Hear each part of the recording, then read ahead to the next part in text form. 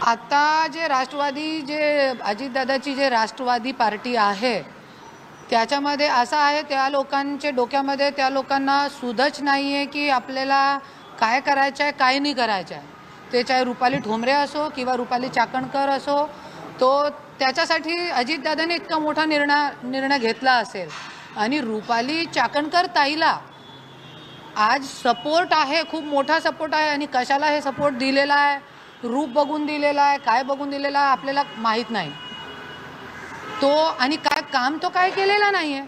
आज मी ग्राउंड लेवलवरती महिलांच्यासाठी काम करत आहे आणि आपण अगोदर पण बघितलेलं आहे की जे संपदा मुंडे एक युवा मुलगी मेली आहे, तरी पण तुम्ही त्यांचे चरित्रवरती तुम्ही आक्षेप करताय आणि तुम्ही महिला आहे की काय आहे.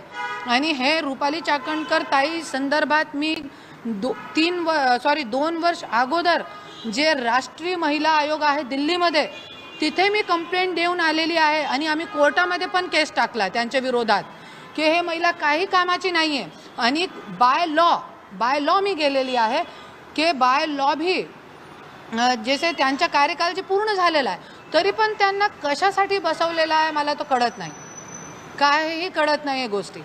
आणि काय महिलांच्यासाठी काय काम पण करत नाही. आणि कशाला त्यांना पाठबळ अजितदादा देत आहे मला ते पण कळत नाही. आणि मी काय बोलू शकत पण नाही त्याच्याबद्दल.